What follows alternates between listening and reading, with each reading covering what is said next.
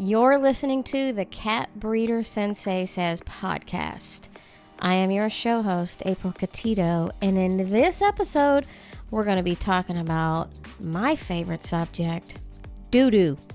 No, really, this is not my favorite subject. It's my absolute nemesis. Diarrhea will bring me to my knees. And after this short break, I'm going to tell you a story all about the crappiest diarrhea time of my life. Are you struggling to find loving homes for your kittens? Or do you draw a blank when it comes to a marketing plan for your cattery? Don't worry. Get ready to transform your cattery's presence with the Cat Breeder Blueprint training course. You'll discover the secrets to boost your cattery's visibility, learn how to engage with eager buyers, and have sold-out litters within minutes of offering them. Enroll today and become the top recommended breeder for your breed of cat. Visit the Cat Breeder Sensei website at catbreedersensei.com to learn more. Use discount code BREEDER24 and get $100 off. Okay, so the story started when I imported a female kitten from Russia. Now, I imported her from a breeder that I always get cats from. I only have a couple of people that I like to import kittens from because I built a relationship with them and I have trust. Like, they've never lied to me about a cat or how they look or how they act. And so, you know, this was just an ordinary import. I still quarantine new incoming cats for 14 days. So she went through her regular quarantine period. Everything was fine. She came out, moved to the cattery, and immediately got diarrhea. Oh no.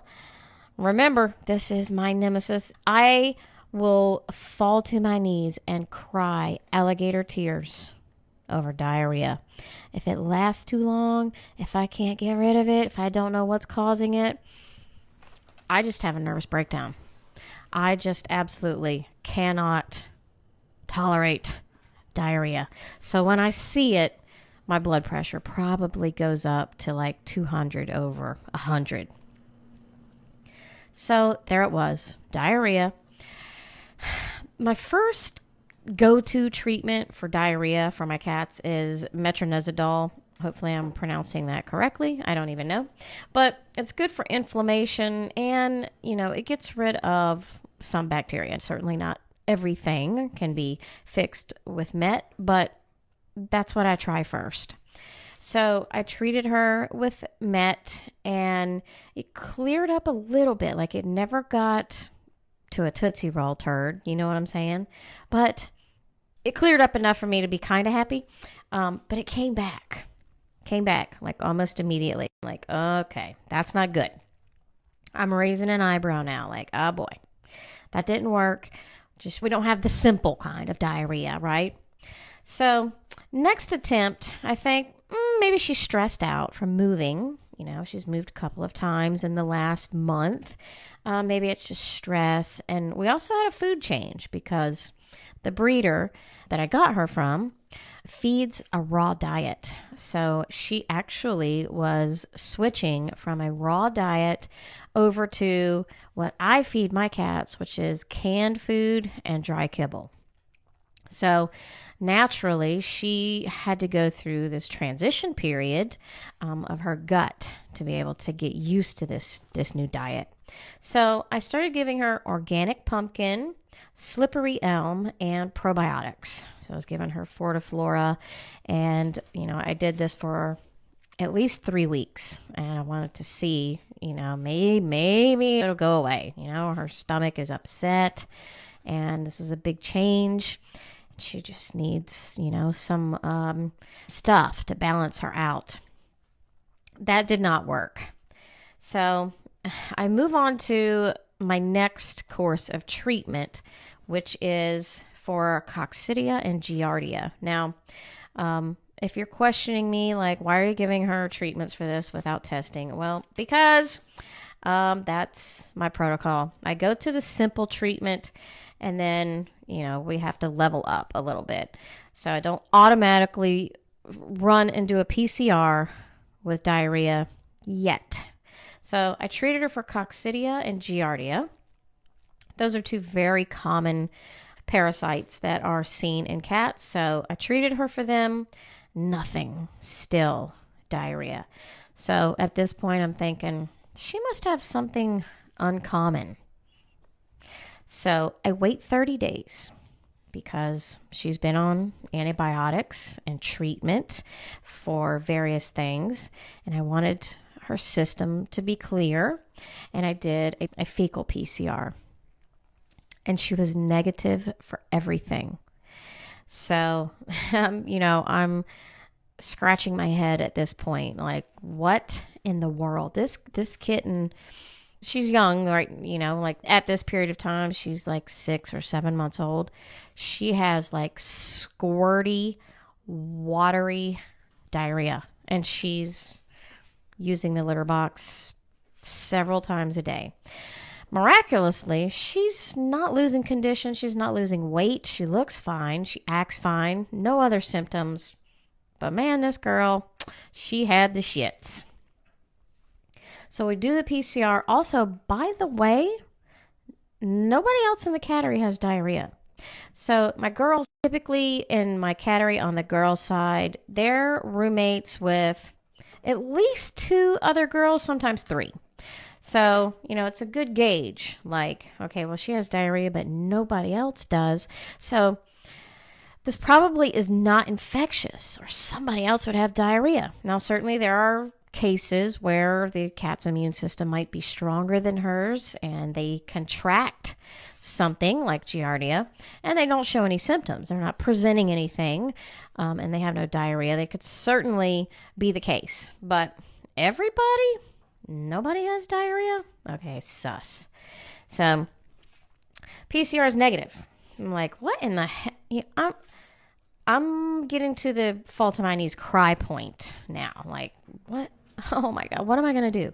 I'm going to start researching even further. I've got to go further down the rabbit hole and try to solve this cat's diarrhea problem. So, my next attempt is with Tylosin. That's another antibiotic, and it's very anti-inflammatory. And sometimes, the Tylen or Tylosin treatment, you can do it long term. It has no bad side effects. So I did Tylosin for a couple of weeks. No change. Still watery diarrhea. I'm starting to try other like random products on the market. Stool Fix. Revival Health has this 1 dose kind of miracle diarrhea fixing thing. I tried that. And I started giving her S. Boulardii probiotics. And I was reading, I'm kind of reverting this point to like maybe she has IBD. Like maybe nothing is going to work and she's just sensitive to the food that she's eating. Which, by the way, she was eating Instinct Raw Boost and dry and canned.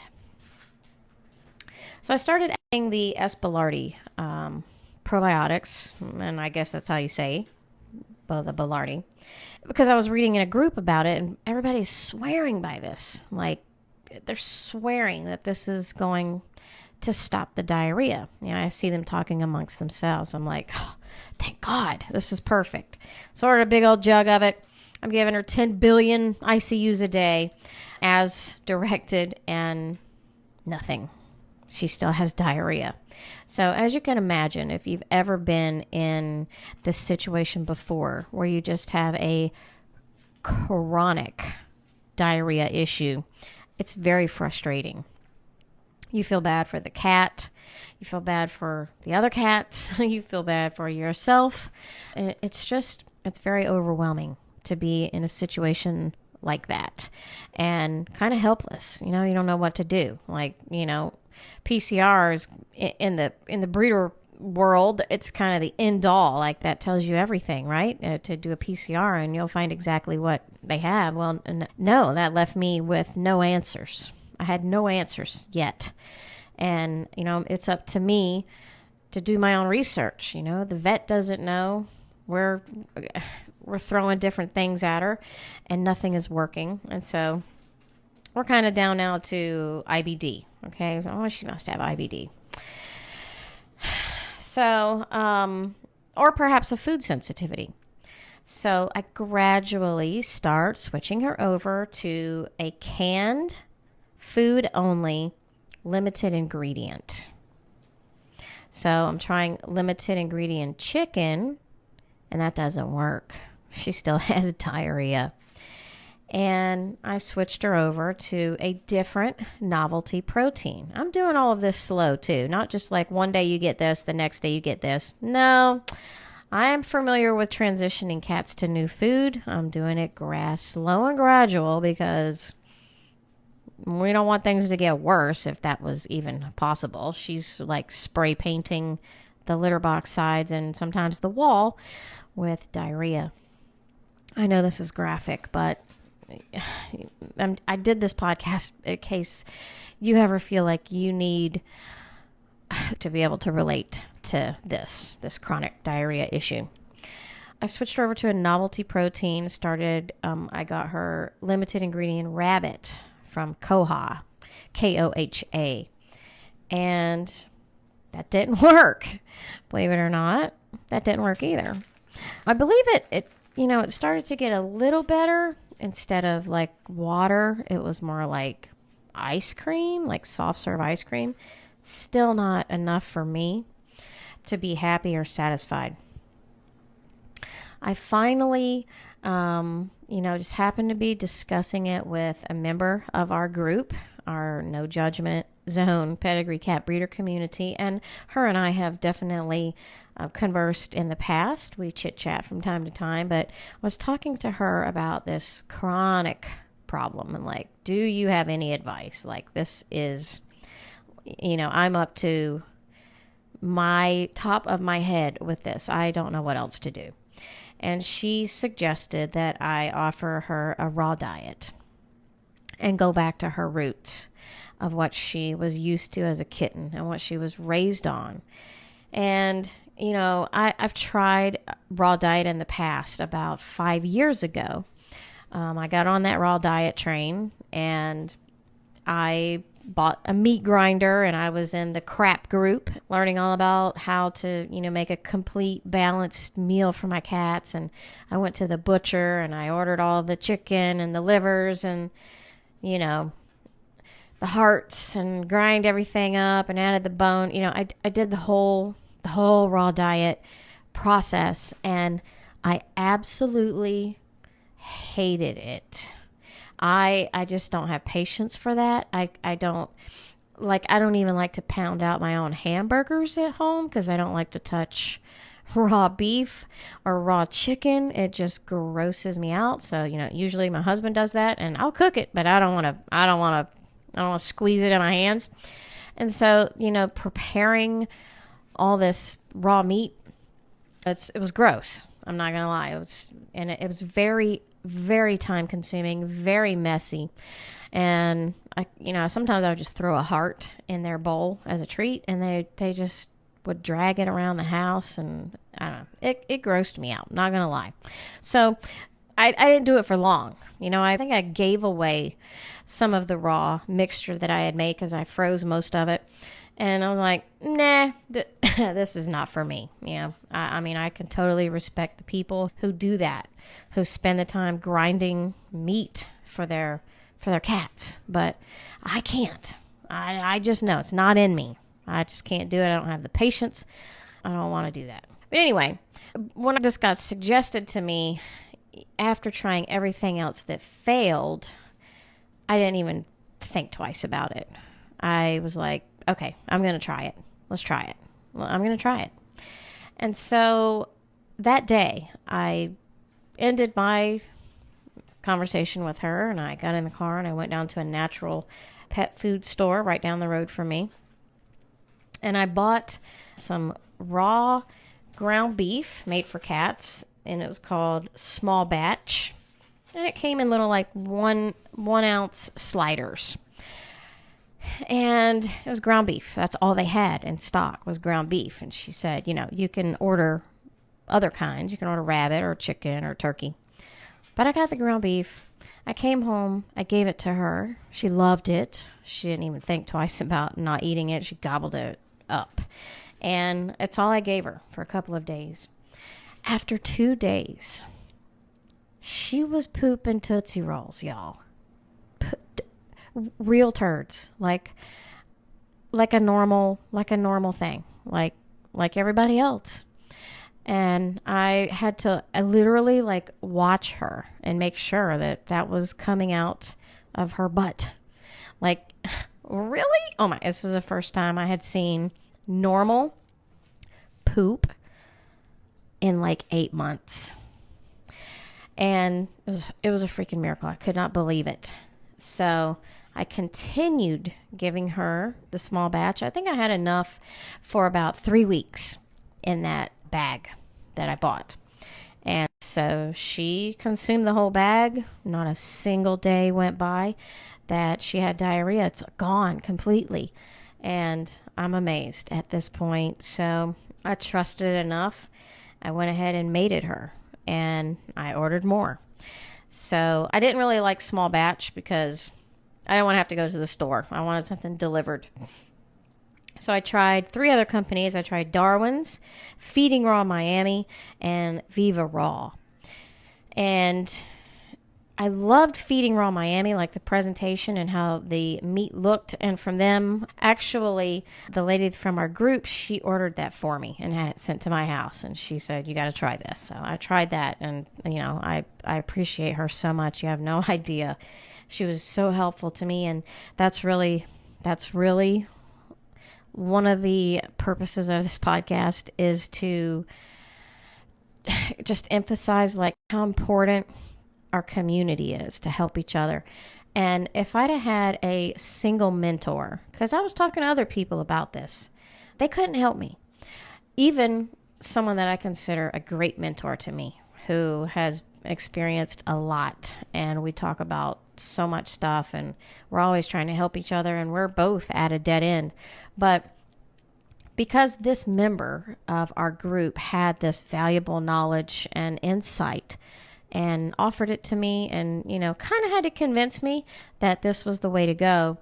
At first, I didn't fight it. In my head, I did a little bit, and it took a few minutes. But I said I didn't even hesitate, but I think I did a little bit.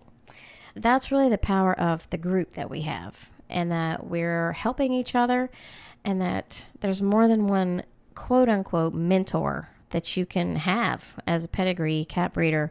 And it starts with, joining a community that is supportive of each other and won't look down on you for having an issue like this. Like some other breeder may hear this and immediately start criticizing me for my choices or for the way I did things, or, mistakes that I made. And that's not what she did at all. She put all of that past behind us and offered me a solution that worked for this cat. And I am very thankful for that. I ended up going with Viva Raw. I ordered raw rabbit, raw chicken, and raw turkey. I don't do the ground beef anymore. I have it on auto subscribe. It gets delivered every 2 weeks. And now I have a couple of other cats that are eating the raw as well. Mainly because they see her eating it, or I offered it to, someone else, and now they're just addicted to the raw. So now I'm kind of committed to like 52 pounds of raw meat a month, which is fine with me. But we still are diarrhea free. She had her kittens. They are going to also be on raw. I'm going to give the kittens raw and, dry kibble and canned. I like to diversify with them so that they can transition into their new homes with whatever the new owners want to feed them. But if you are listening to me, the person who offered me this advice, I just want to say thank you to you. You know who you are. I am forever grateful, because I really was at my wit's end with that diarrhea episode. Oh, by the way, something I would say about Viva Raw and Darwin's, those are both complete raw diet recipes. The Feeding Raw Miami is not. And the difference between the two is that some fresh ground raw will still need supplements in it.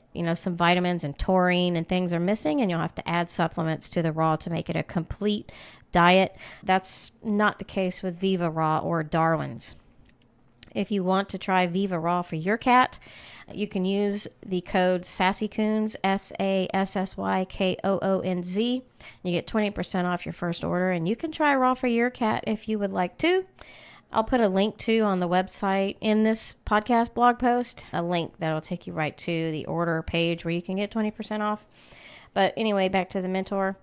Thank you so much for giving me this advice about taking this cat back to her original route and giving her raw diet and fixing this diarrhea issue forever. Hopefully. So far, so good. So I appreciate it very much. And if you're experiencing any kind of diarrhea episode, hopefully one of these options that we discussed in this episode will be your solution as well. So until next time, you guys make good choices out there, and we'll see you later. Bye.